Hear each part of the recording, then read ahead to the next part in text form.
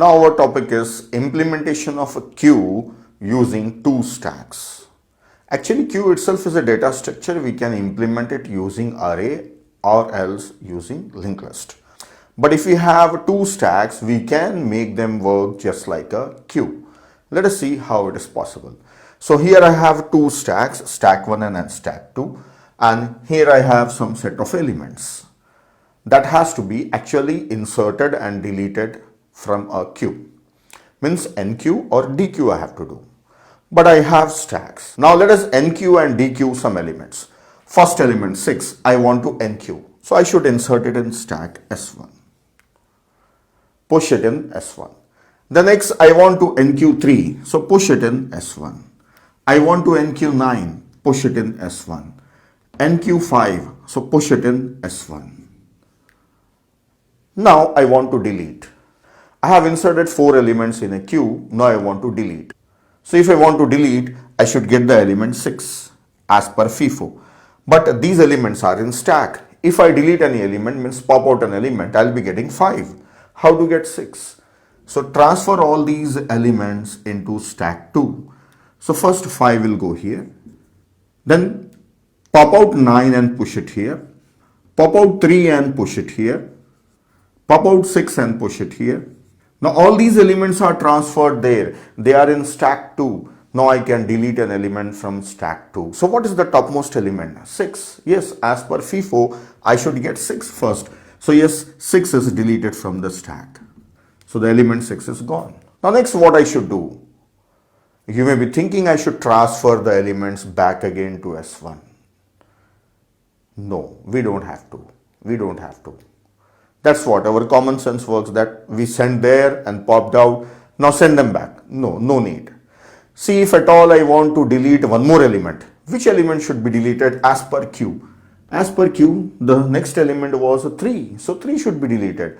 So where is 3? Topmost element in S2. So why to bring it here? Let it be there only. Will it work like this? Let us continue insertion and deletion of few more elements, NQ and DQ of few more elements. Next element I want to NQ. So the next element is 4. So this is 4. Next element I want to NQ, that is 2. So 2. So it means while NQing, I am just pushing an element in S1. Yes, push an element in S1. Now let us DQ. Delete one element. 3 will come out from the stack 2. Yes, delete from here. Delete one more element. So 9 will come out from stack 2. See, they are coming in the same order. 6, 3, 9. Yes, 6, 3, 9. Delete one more element. So 5 will come out from stack 2. Now I want to delete. Actually, which element should come out? 4. But stack 2 is empty. So what to do now? If stack 2 is empty, transfer the elements from S1 to S2. So pop out 2 and push it in S2. Pop out 4 and push it in S2. Now delete the element. So 4 will be deleted. Yes, it's working perfect. Now let us see how they are working. I will write down some functions or algorithms. I will not write complete executable function. Now let us see how NQ is done. Let us start once again. NQ first element 6. So push it in S1. NQ next element. Push it in S1. NQ next element. Push it in S1. So NQ means always push in S1. So NQ operation. So NQ means insert or just push an element in stack S1. This is what we are doing whenever we are NQing. Then whenever we are DQing, deleting an element, what we are doing? Let us see. Transfer all the elements here. So 9, 3, 6. Then delete the element. So 6 is gone. So we are transferring the elements and deleting from S2.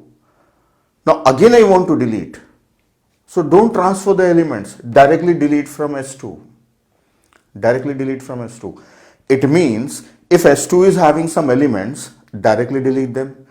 If S2 is not having any elements, transfer the elements from S1 to S2, then delete. So I will write down DQ function. So DQ function I am writing. See, the first thing in DQ what I should do is whether S2 is having some elements or not. Check it. If it is empty means transfer the elements from S1 to S2. So first check whether S2 is empty or not.